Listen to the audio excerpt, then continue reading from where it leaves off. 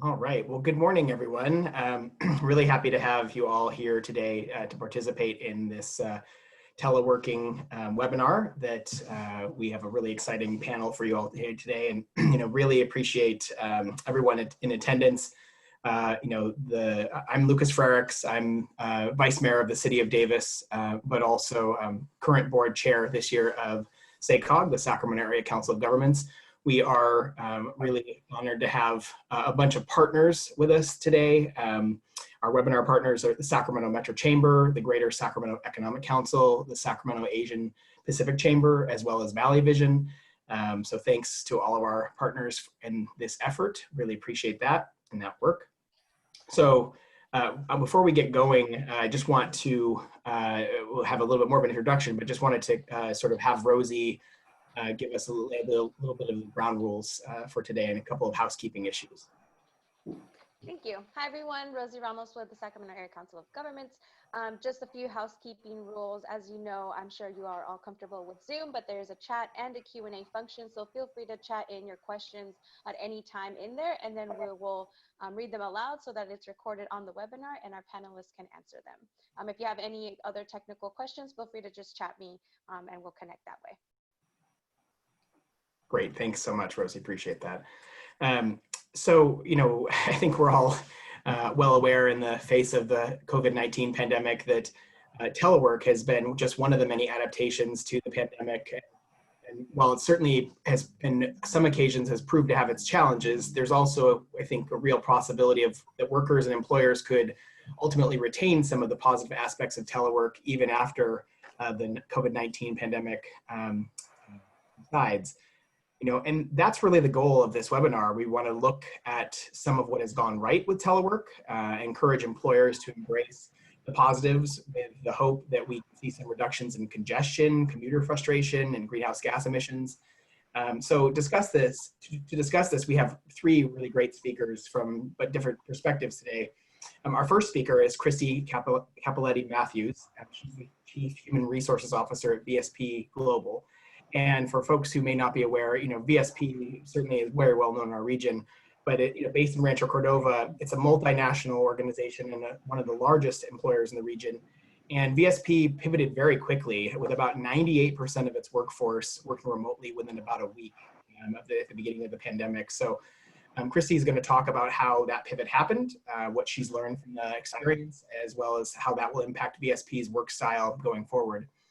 Our second speaker today is Ellen Greenberg, who is Deputy Director of Sustainability at the California Department of Transportation, Caltrans. And so she's going to give us a state-level view of telework and transportation. I'm looking forward to that, since that's such a major part of what SACOG does, certainly. And our final speaker, Adrienne Moretz, is the project manager at SACOG for the Telework pilot program that's just about to launch. And so she's going to be sharing some of the insights from the data, the research, and the focus groups that have gone into the design of the pilot program. So after each of the three speakers has presented, I'm going to ask some questions of them, but I'm sure there'll be questions for each of the speakers as well. And we'd like to invite you, of course, as members of the audience to participate in that conversation too. So please, again, ask your questions via the chat function, and we'll make sure that there's time for the speakers to answer those later. So with that, I will kick it off, hand it over to Christy. Thank you so much. Hi, thank you so much for the introduction. I am going to just share the screen and get us started here. So first of all, I just want to thank SACOG for the invitation to join today's lineup of speakers. As mentioned, I'll be sharing information on VSP Global's telework program. Our program is robust, so I will definitely be providing a high-level overview with the time allotted, but happy to answer any questions at the end. And really, it's just amazing just what our company did in such a short amount of time. So I'm just excited to share that. As we talk about kind of the pivot, what happened? Obviously, everyone's aware of, as the beginning of March occurred, we started talking about what we were going to need to do with us being a global company We had already started dealing with COVID in Asia as well as Europe. And really, the most important thing was our employee safety. That was top of mind for us. And so again, just, having to move so quickly and had to pivot so quickly come, the beginning and middle of March. Of course, that was our first thing that we needed to make sure of, is that we were keeping our employees safe and that we were providing, the environment that we needed to in order to move them off campus. Obviously, as the shelter in place mandates escalated, we needed to move very, very quickly. We obviously had to partner with a number of areas within the company. GTS, our IT department, they were instrumental. I cannot say enough. Within literally that first week of having to move everybody off of our campuses, GTS was able to get us situated from a technology perspective. They were able to put in place the video conferencing that we're all now used to. When I think back, almost 6 months ago, just trying to get the organization comfortable with that was a huge feat. Obviously, our corporate services areas, facilities, safety, security, procurement, legal, all of those were just huge partnerships in order to move the workforce off of the campus as quickly as we did. We also started, so the CEO and I, we just talked immediately, and we really started to just communicate to the organization. And so rapid communications, not only from the CEO on a regular basis, but also myself. We also then shifted very quickly. Obviously, instead of having in-person or live, meetings, we really made a number of efforts to pull together the leadership across the organization and really make sure that folks were getting real-time information as quickly as possible. We had a number of policies and protocols that obviously needed to be looked at. I have an entire list. We looked at so many policies, again, within the areas that I've mentioned, not only HR, but IT, facilities, legal. So we really had to just take a step back and look at, a number of the policies that we had in place.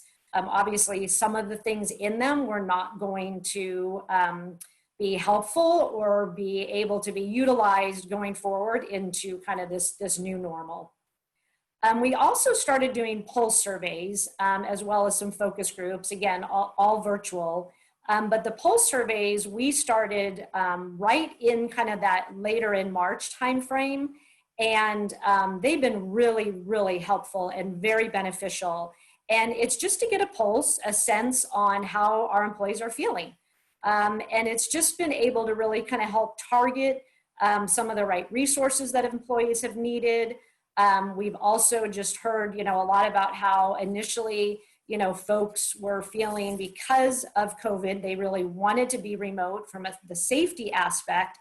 But as the pulse surveys have kind of continued, and as we have just most recently done some additional focus groups, it is interesting, the mind shift has changed a little bit about folks are actually just getting more and more comfortable working remotely.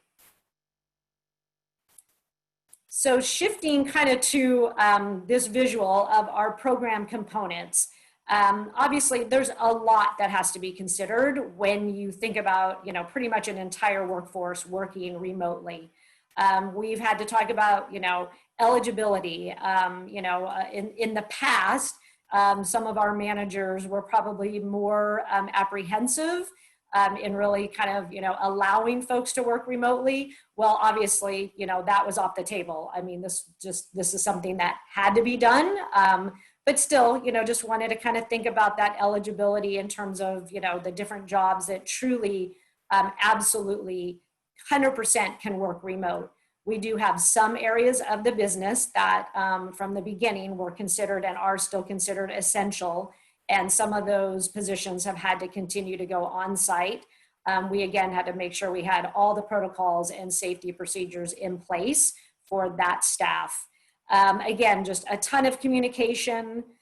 We've had a lot of discussions around ergonomics and office supplies and equipment and people's workspace. I mean, as I'm sure we can all, attest to that, sharing, home office space or wherever, folks had to kind of hunker down in their house with spouses and children. A lot of those challenges we've had to, help our company and our managers overcome. We've had some, dependent care challenges and scheduling. Obviously, just all of those things that we've really tried to provide some resources and some learnings and some trainings for our management to then be able to work back with their individual employees. We've had a lot of conversations around data and privacy and security and making sure that our firewall is secure, because now you have, almost, 98% of the organization working remotely. And we are primarily a healthcare company. So we really needed to make sure that from a data security and privacy perspective, that we have all those safeguards and firewalls in place. In terms of, some tax and legal implications, we have folks now that are asking, so if we're going to remain remote for a long period of time, can I relocate? Can I move somewhere else? So we're now having a lot of those conversations, which is, definitely thrown some interesting, just some interesting angles to think about as we move forward, even into, 2021. So some of our lessons learned, I mean, obviously collaboration was key. We absolutely just needed to make sure that as a leadership team, an executive leadership team, as well as the areas that I've already mentioned, that we were just really collaborating, that we just came together, obviously not physically, but just collaboratively. And really, we've realized as a leadership team and as an organization that the workforce is engaged. There is no doubt that the workforce is really, really engaged. Folks have really stepped up in this process. And, some managers have kind of questioned around productivity, but we have kind of asked them, when the managers have said, well, how do I know my employees are working from home? And we've kind of flipped that and said, well, how did you know they were working when they were in the office, right? So, I mean, just because someone's in the office does not necessarily mean that they're actually, doing more or less. And so we've really, again, just tried to educate around, just productivity levels. What we've found is that people are actually working a lot. There's literally no breaks. Folks are on, video calls back to back to back all day long, all week long, and we're actually finding, some of that video fatigue. And so we're now trying to kind of find that balance. There has been some costs, right? So when you think about your entire workforce leaving campuses, obviously there's a savings there, but we have had to really think about the supplies and the equipment, obviously the ergonomics that employees need. So, those first few weeks, it was like everyone, move off the campus and do what you need to do. But as this quickly became a longer term situation, we really needed to come up with some longer term solutions. We have put in place a Staples program. We just launched that. And so employees are now able to get some of the supplies that they need. And we are going to implement a little bit later into Q3 a internet stipend as well, because what we're hearing is that, again, with multiple spouses and children at home, and the Wi-Fi bandwidth is becoming a challenge. And so we just really want to make sure, again, that we are supplying our employees with the tools and the resources that they need in order to have this work-life balance. And so, again, just really monitoring what that looks like going forward. We did in the beginning of COVID, we had said, let's get closer to September 1st, and then we'll reevaluate whether we're going to bring folks back to campus or not. As obviously COVID kind of spiked, we then just went out about 4 to 6 weeks ago and just shared to the entire organization that at this point, we will remain remote through 2020. We will reevaluate as it gets closer to the end of the year in terms of what we need to do going into 2021. And that really did help just, again, with the work-life balance, giving folks just, some planning. They're able to now plan with everything going on with schools opening up, or some online or some not online. And so it was really important to us to just go out and be able to share exactly what the plans are for the future. So then folks could really, just kind of figure out their work-life balance. With that overall, it has been just amazing from my perspective, just how quickly our organization was able to pivot, able to move, again, about 98% of folks off campus. We historically are definitely a company where we have 5 buildings on our Rancho Cordova campus.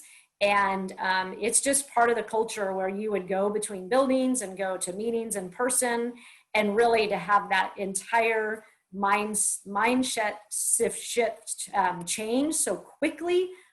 We are just, really, really proud of the organization to just really take a hold of what needed to be done and to stay so engaged. So with that, I can open it up for any questions that have come through the chat.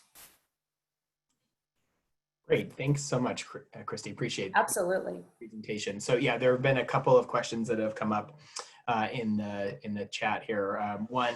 First one is, how often did you send out the pulse surveys, and what types of questions did you ask? We sent them out initially about every 2 to 3 weeks. And we actually, we tried to make it kind of lighthearted. So one of the kind of the set of questions was, I feel stormy today. I feel sort of stormy today. I feel sunny today. So we really were just trying to, again, just try to add some lightheartedness to what everyone, was just feeling. And so we wanted to just get a sense of how people were feeling. And we asked similar questions around not only about being remote, being, around work questions, but also even just personal questions. So we just really wanted to make sure that we were checking in with our organization personally as well. So they were pretty quick, pretty, very easy to answer. And we had really high participation. We've now moved to about monthly. And we did actually just do a larger employee value proposition survey that, again, captured kind of along the same lines, similar questions, but then really some things around our culture and some stuff to move us forward into 2021. Great, thank you. Actually, so, and I apologize, I sort of jumped the gun with Rosie's gonna do the Q&A here parts. My apologies. Okay. No problem. There is a couple other questions. What is the amount of your internet stipend, if you don't mind sharing? And also along the same line, the Staples budget. Staples. So for Staples, we put a cap at $40. And so, it is a complete approval process. So an employee will submit an order through Staples, and then it does go to then their next manager. And that first line manager can approve up to $40. If anything above $40 hits, then it will go up to the next set of management. And really, it's supposed to be just for basic office supplies. It's not supposed to be for larger equipment type items. And then the internet, we are going to offer a couple different options, but we are landing at about $45 that folks can get reimbursed. So for example, if your internet bill currently is $100, then you would get reimbursed that $45. That's kind of the standard package that we're looking at. We're still fine tuning that a bit, obviously working back with our IT department, but that's about where we've landed. Great, thank you very much. Appreciate that. I think, probably have a few more questions for you after we finish all three speakers. But yeah, thank you again, Christy. Okay. Really appreciate that. Great, thank you. You're welcome. Yeah, so our next speaker is Ellen Greenberg, who's the Deputy Director of Sustainability at Caltrans, and she's going to be offering her thoughts on telework and transportation, a state level view. Thanks very much, Ellen. Thank you. I'm delighted to be here, and I really appreciated Christy's comment. So it's great to have that specific view and hear about those experiences. I'm going to be taking kind of a bigger look and maybe more of a forward look at how we can make telework work going forward post-pandemic and get the kind of benefits that we are really hoping to achieve with this strategy. So I think this first slide is capturing what's obvious to everyone. And Lucas, you covered some of these points in your introductory comments. I think that, you know, the key thing here is these shifts, the scale and the speed of the shifts really have been unprecedented. And the shifts and the opportunities are focusing attention on possible benefits and opportunities going forward. And we just heard from Christy, but of course, many of us are working with organizations and watching the media coverage of many private sector organizations in particular, talking about allowing employees to work from home after the COVID crisis. So we see that about Twitter, Square, Facebook, you know, particularly in the technology sector. And then we're also seeing already an impact on real estate. And Christy mentioned, you know, impact on their workspaces. So the reporting on REI that is backing off of a new corporate campus. So I think one thing to keep in mind are kind of the long tentacles of this change. So what I'm interested in doing is thinking about the opportunities, the phases, and some of the challenges of actually gaining the benefits that we hope to see. So the key opportunity here is to reduce driving through an increase in remote working using what is widely available technology. And the desired benefits, right, reduce greenhouse gas and air pollution emissions through reduced vehicle miles traveled, reduce peak hour congestion, and then provide people with flexibility, reduce commuting cost, reduce commuting time. Some of our colleagues, you know, find that there's a great deal of research. Maybe we didn't actually need research to learn that people loathe commuting. So just eliminating something that is loathed in people's lives is in itself, you know, a pretty substantial benefit. We also want to aid recruiting and retention. That's a concern in my organization and in many, and potentially even to lessen the impact of high housing costs in your job center. So as we think about this, I think it's very helpful to think about distinct time phases, the unique conditions of the pandemic, what we anticipate will be a recovery period during which there is suppressed transit ridership, and during which we are feeling the economic impacts, but we're outside of the health emergency. And then the longer term impacts during which we have a fully open economy and hopefully a recovered economy. So, you know, digging a little more deeply into this goal, reduce driving through remote working, I want to just capture three of kind of the headline issues around the ability to reduce driving through remote working and the ability to gain those benefits. So I think for me, it's helpful to think about these three different issues I'll touch on in the next few slides. So the first is, since we're talking about teleworking, we are talking about changing commute travel. So we want to understand how big is the opportunity to reduce driving.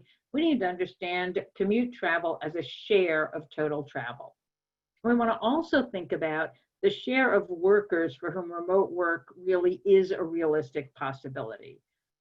And Christy mentioned, you know, even at VSP, not everybody could work off-site, though obviously the great majority of employees could. And then this really interesting question for people who are really geeky like me and love travel behavior data is, how does telecommuting change household travel as well as individual travel?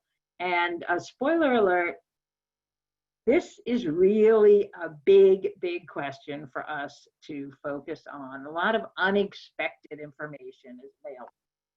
Okay, so first item here is commute share as a share of total travel. Like, as we change the commute, how much are we changing about people's driving? So the key takeaway here is that commute trips, while they have a really substantial impact on peak demand, commute trips are less than a quarter of total person trips nationally, and this is true in California as well. Seems actually that the data point to the share of commute trips being actually smaller in the states than nationally. So when we're talking about changing the commute, we're talking about changing, plus or minus 20 to 25% of all trips. Now those trips are longer than an average trip. So maybe we're talking about 24% trips and 30% of total vehicle miles traveled. But it is really important to keep in mind that we're kind of playing with one piece of the pie, and it is a really big pie.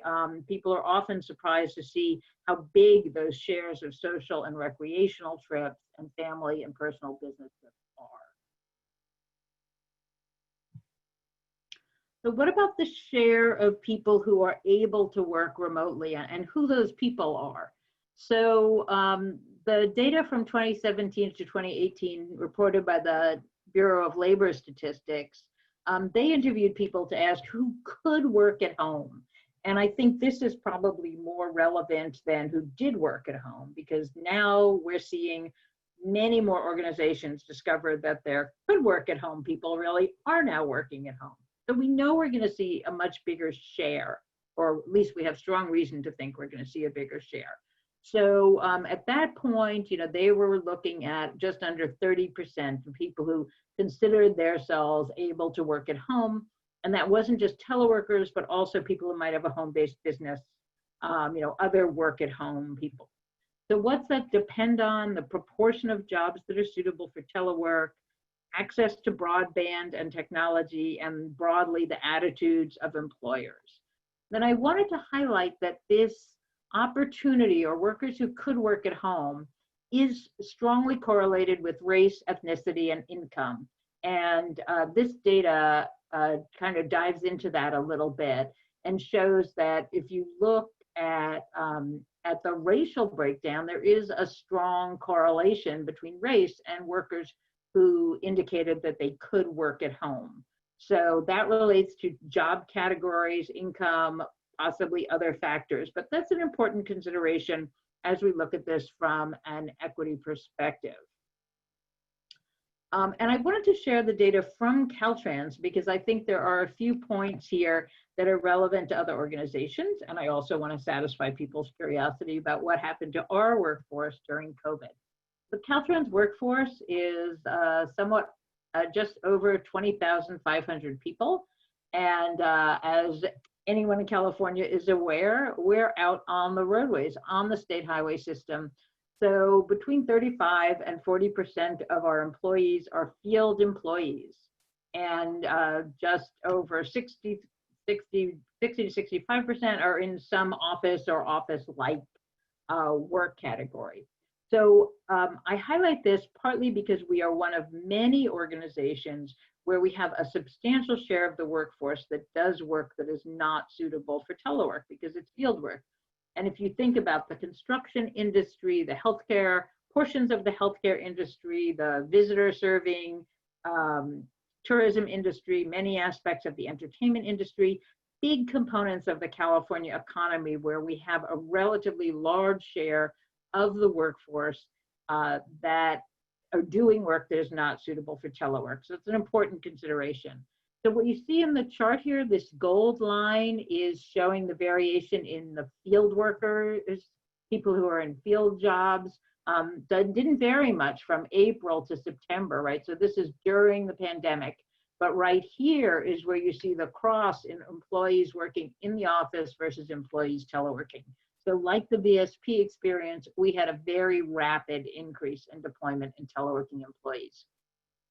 And the COVID crisis has led to, for our organization, an extensive shift to using laptops, providing our are people with laptops, rapid uptake in online conferencing and online collaboration platforms, a rapid revision of our previously archaic teleworking policy, extensive outreach to employees, similar to what Christy was describing, and then importantly, the expectation of a long-term shift to a substantial teleworking share. So this next, so we've already talked about, commuting as a share of total travel, and then the fact that lots of those commuters are in jobs that are not suitable for telework, that are not going to make that transition. And now what about this really interesting, to me, question of, well, how does teleworking change household travel? And here's a list of things that could happen when folks telecommute. So we have trips that were formerly linked. So trips that folks are accustomed to taking as part of their commute trip, dropping kids at school, picking them up again, going to the gym, doing their grocery shopping, all of those things that used to be kind of consolidated with a commute trip might now turn into free-floating trips. And during the pandemic, I think important to realize we're seeing, very different travel patterns, and we have a completely atypical condition where, the economy is largely shut down. The destinations that we're accustomed to going to are not open. Schools are closed, daycares are closed. It's a very bad time to judge what these travel impacts will be. It's a really good time to judge the changes in organizations' openness to telework. But these other aspects, we're really not able to learn much during the pandemic situation. We also are seeing a few really interesting, quirky phenomena, and I will share the story of, we'll call her Joanne, a colleague of someone who I spoke to recently who works in the medical field. And Joanne's household has two practicing medical professionals in it. And because of that, they do have childcare available during the pandemic because they're both working in healthcare. And Joanne is able to do some work from home. On the days that she works from home, because she's a researcher, she has to drive her kids to childcare, and the childcare is near the work site. So where she used to do 2 work trips and drop her kids, she's now doing 4 trips per day with remote working to get her kids back and forth. So the location of these other services and activities is going to have a big impact on what happens if folks are able to eliminate their commute.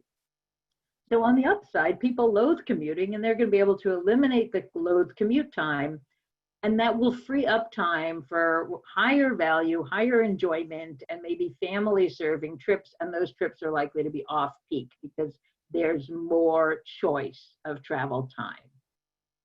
Next item on this list is that people may actually choose to change where they live. So the ability to telecommute could shift people's housing opportunities and choices, as well as shifting their job opportunities and choices.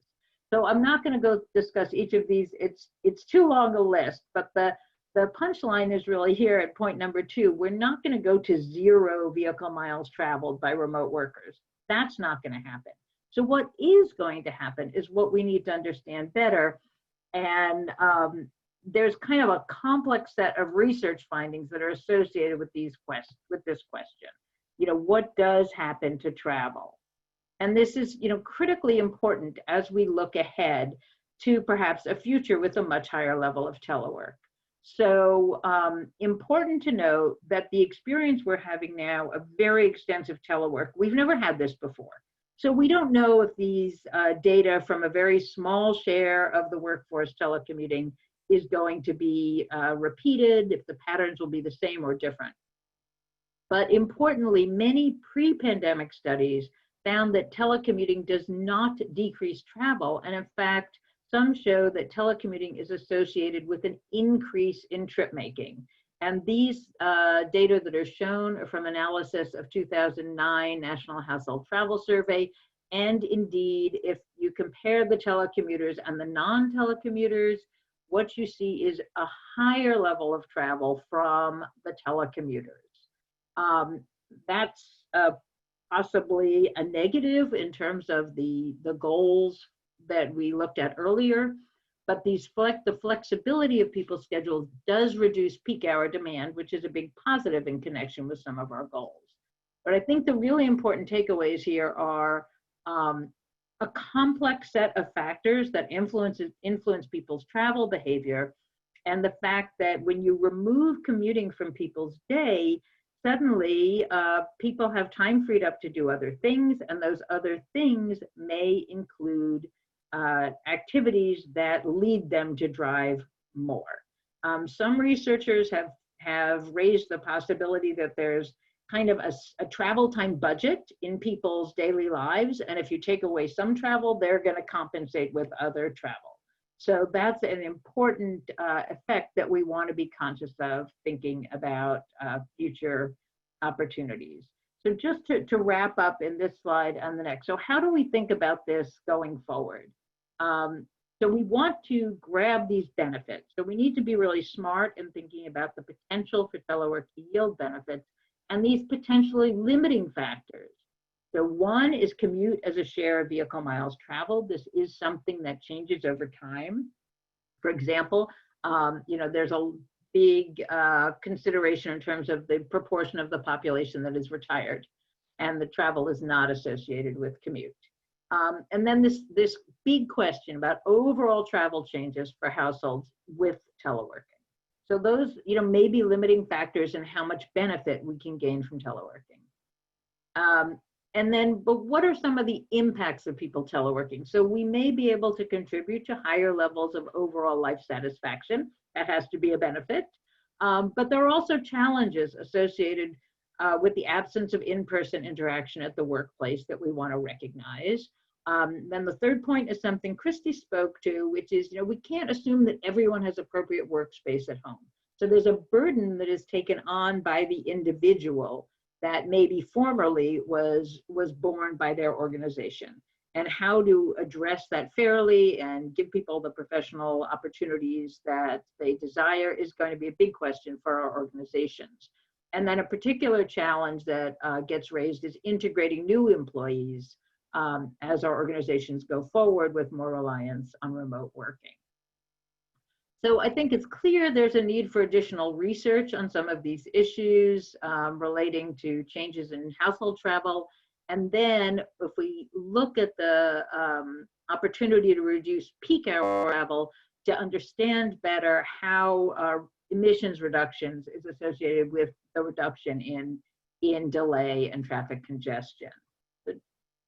So just a few further thoughts on this question, how do we make teleworking work? One is enabling remote activities, or what I call here telex, expanding broadband access at low or no cost, particularly to communities that are now underserved, is vital. And then a broader view of what we call digital substitution, and we're seeing telehealth, and that's working for a lot of people. So it's not just about eliminating the commute trip. And then I think for me in my work, the really big thing is the idea of transforming travel choices. So just as we were pre-pandemic working to make communities places where people would choose biking and walking to accomplish their daily business, to the extent that we can invest in our communities so people choose walking, cycling, and other active travel modes when they're liberated from their commutes, that will mean that they use their travel time not to drive, but to live their lives in ways that take advantage of other mobility modes. So that's not just about our transportation system, but also about easy access to destinations in places that offer convenience and the destinations people need. So I think a lot of this is about making those choices available to people, and also about educating and organizing so that we're building a commitment to reducing VMT among teleworkers. I've talked to some of our Caltrans offices about some kind of pledge or other commitments that when people understand the benefits that we can gain, individuals and their households want to make those contributions. Thanks very much. Great, thank you so much, Ellen. Appreciate your perspective and the points that you've raised. I think we'll go. We have time for just a couple questions quickly here for you, and then we're going to go on to our third speaker, Adrian. Rosie, do you want to go ahead? Yeah. So the first one is, how do we balance the desire to increase telecommuting with the potential for reduced gas tax revenues? So I would say just two things that come to mind. I mean, one is if we really succeed in reducing vehicle miles traveled, we're going to reduce the wear and tear on our roadways. So there may be some reduced cost associated with maintenance and asset management. That's one thing that comes to mind. The other is that there are a number of changes in our mobility system that make gas tax not necessarily the best way to support our system, and the state has been looking at alternatives addressing a number of the changes that we're seeing in our system. So it's going to be one more challenge for us that we will need to roll into that package as we look at options.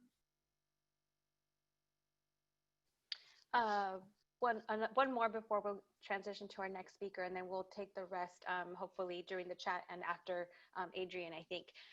But regarding changing travel behavior, the focus is on work commute, but as Caltrans looked at the potential increase in delivery trips, which can dramatically change travel patterns by reducing trip changing and adding new trips.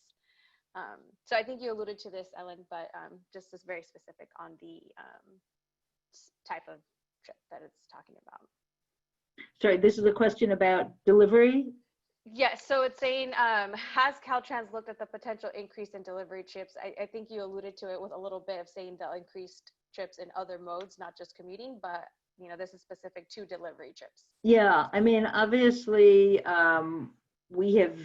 this has been a substantial concern, both from an air quality point of view, congestion point of view, et cetera, the issue of deliveries. It's again an area where when you dive deeper, you see some opportunities. Research has illustrated the fact that the more dependent people are on, you know, the 1 hour, 2 hour delivery cycle, those types of deliveries really add substantial VMT and compare negatively to the trips that people make if they're shopping. But if people are willing to go with a 3-day delivery, then the trips can be consolidated and can ultimately reduce VMT. So this sort of falls into the education and commitment part of the bigger picture. And the other is, you know, we are seeing some innovation in the area of cargo bikes, electric delivery vans, you know, all kinds of technology-based solutions to the vehicle side of the picture. So both on the demand side and on the technology side, there are some opportunities to reduce those impacts. Okay, thank you. And there's 3 more questions. Did we want to switch over to Adrian first and then come back? I think that would be good. Yeah, we definitely will try and get back to some of the questions that are in the chat there, but or in the Q&A box. But want to thank you very much, Ellen. Appreciate that. Sure. So our third speaker today is Adrian Moretz, who is from SACOG, and its findings from SACOG's Telework focus groups and an overview of SACOG's recently launched pilot program. Thanks so much, Adrian. Everyone, Adrian Moretz, SACOG staff. I'm going to talk to you today about the region-wide telework initiative we are launching this week. So I'm going to share my screen. Ellen, if you could stop sharing your screen, I'll add my PowerPoint. You know, at SACOG, our goal is really to help our cities and counties solve problems, solve challenges that are too big for any one jurisdiction to solve alone. And right now, that challenge is the way we work is completely shifting and likely will be changing and transforming for the long term. So, my screen here. So I want to quickly touch on how we got here. It may seem obvious, of course, but we're in this forced experiment, if you will, of telework for nearly 6 months now. And like Ellen mentioned, we saw a significant drop in vehicle miles traveled in the 6-county SACOG region. But that trend is going upwards. People are resuming travel, whether it be to go back to their offices or just regular travel, picking up kids, doing errands that we weren't seeing mid-shelter in place in March and April. And so we really want to explore how we can hold on to the positive impacts that we're seeing from telework. What if we can maintain even a 10% drop in that vehicle miles traveled change that we saw at peak shelter in place? And you know, telework is not a new strategy, really. You know, it's been around for a long time. It's been part of transportation demand management programming for years and years, but we are approaching it like a fresh start effect, if you will, where long-term change is more likely to happen when a major event happens. So when you move, or you change jobs, or you're teleworking for 6 months during a pandemic. So that's really the impetus of us exploring, you know, what we might be able to do in a short-term pilot. So it is really the SACOG way, if you will, to test something before we make major investments in our projects or programs. And so we use lessons from our Civic Lab program, from that framework, to develop this 4-step process, because we're really seeing this as not a new normal. This is a complete shift in the way we work, and we think this is here for the long term. So the first thing we needed to do was listen and learn. And this is really just tagging on to what Ellen and Christy have said. We are trying to learn more about the data that Ellen was talking about, and really hear from actual employers what they need to maintain ongoing telework, just like Christy talked about at VSP. And so what we did was analyzed our household travel survey data. Ellen just mentioned national household travel survey data, but we did one in 2018 for the SACOG region specifically, and it really looks at travel behavior across the region. Participants filled out daily travel diaries, and through that we learned that there's different types of telework, right?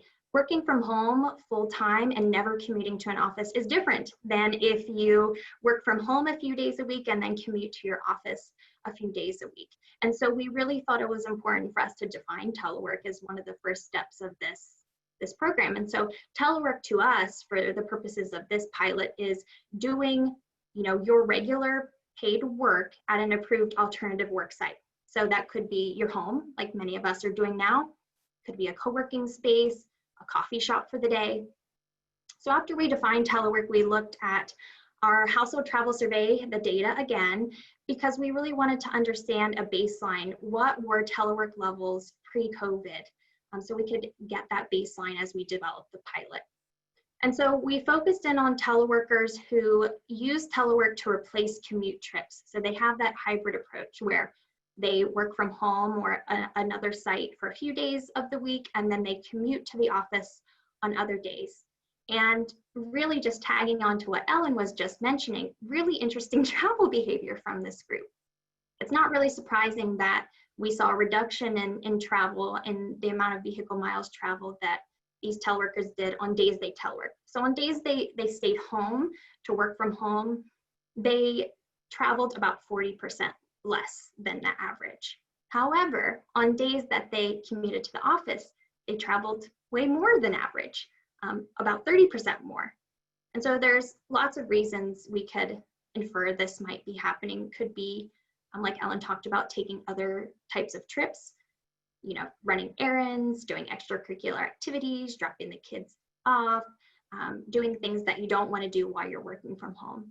Could also be land use reasons for this increase in travel. It could be because the people that are teleworking are traveling longer to go into the office, which means the miles that they're traveling on days they're commuting to the office is much longer than average.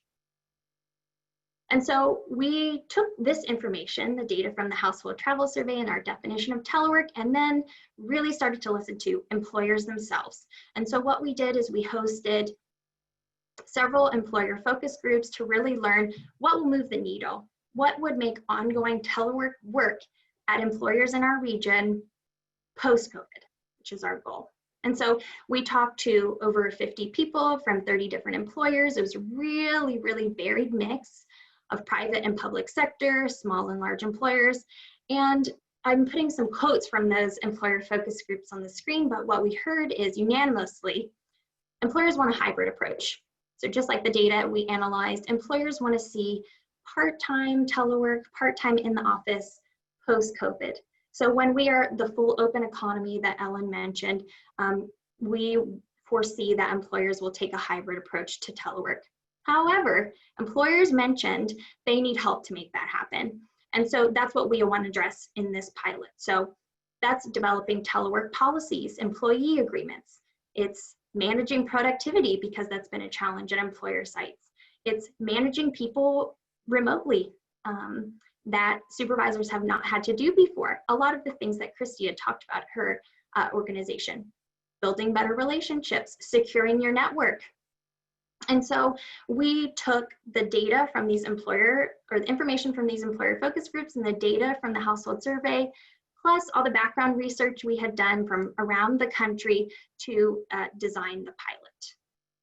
And so what we will do is offer targeted, customized technical assistance to a small group of employers, 10 to 20, and see if we can really move that needle to see if we can increase the amount of teleworkers that replace commute trips compared to pre-COVID levels. Again, using that baseline that is pre-COVID. And just like Ellen was mentioning, we also want to see if we can move the needle in getting people to drive less miles on the days they aren't teleworking. So on days they are commuting to the office, can we make a shift in that way? And so to do this, we're bringing on expert consultants and providing that customized technical assistance. Each employer will receive set amount of hours of technical assistance. And this is a small cohort, right? 10 to 20 employers. And so what we want to do is make some components of this available to everyone, to all employers. So that means materials accessible on our SAC Region 511 website, policy templates, trainings, best practice research for employers and employees. And we also want to work with the vendors we're bringing on board, those experts, to offer a master agreement approach, which means that they'll offer their services at a discounted rate after the pilot ends. So we're trying to make this as accessible as we can, even though the pilot will only have 10 to 20 employers participating. We also understand, of course, the equity implications of this. Not all people, like Ellen mentioned again, are eligible to telework or able to do so, either by their job function, their access to internet or broadband, their workplace setup, or for other reasons. And so we want to provide customized technical assistance at the employee level, personalized trip planning, incentives like bus passes, addressing home sites.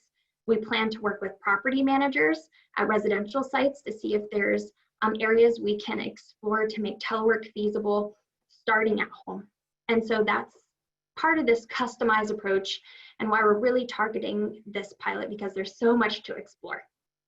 And so that leads us to us actually testing. And we plan to make an online sign up for employers to apply to participate this week. The pilot launches in September and will last for 6 months.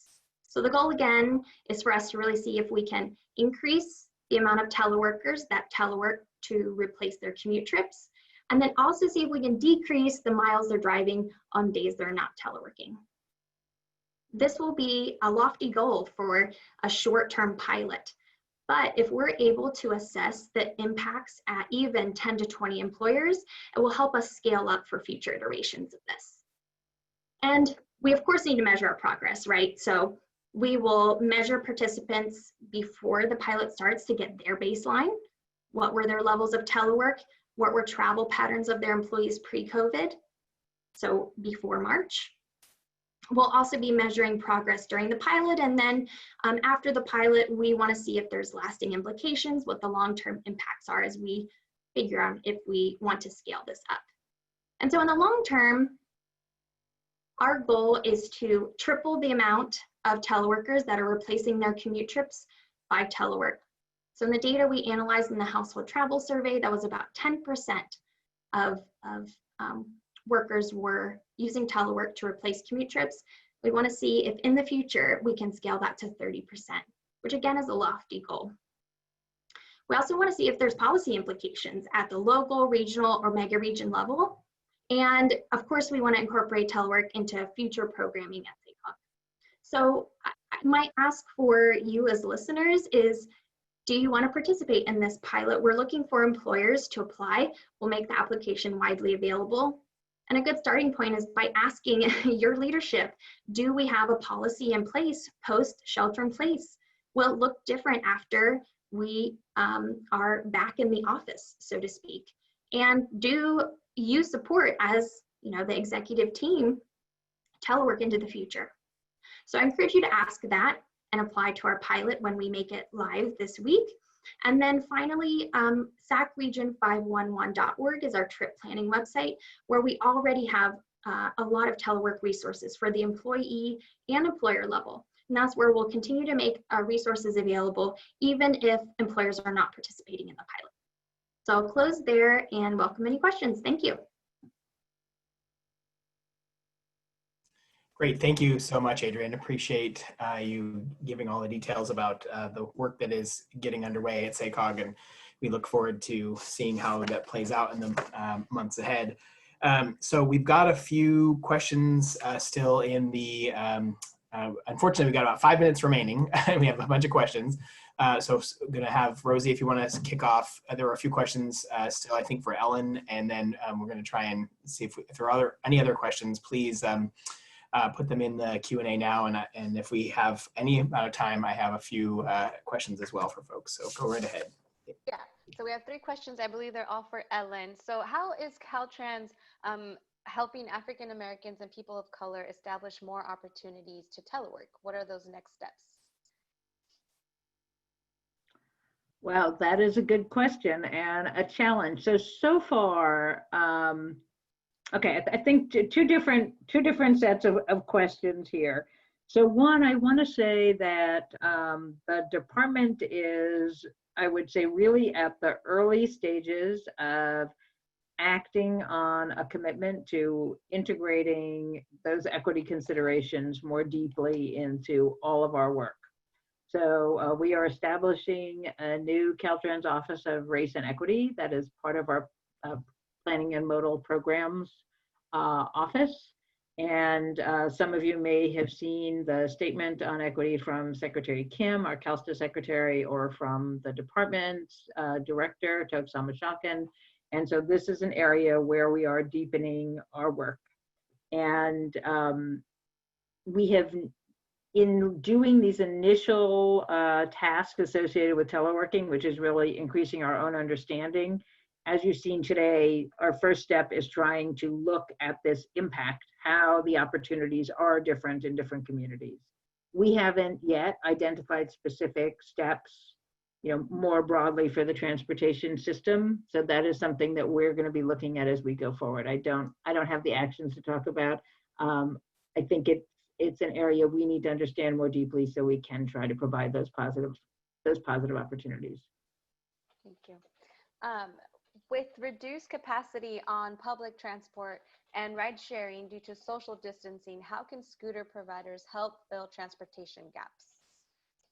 So I think that all of the micromobility opportunities that are out there are part of that vision that I expressed in terms of having a focus on developing communities where there is a multimodal network available for all users. So, scooters are available and appropriate and chosen by some users, and where we have communities that folks can access places within distance that are, scooter friendly, there's a role there. Absolutely, because we want folks to have all those choices, safe choices. So that would be an issue for scooter users. Stay safe, scooter users. Yes, thank you. And then finally, this alludes a little bit to a comment that Adrienne made about land use and commuting, but is there any indication that new residential developments will include the concepts of workspaces and thus impact transportation? Adrienne, do you want to have a response to that, or?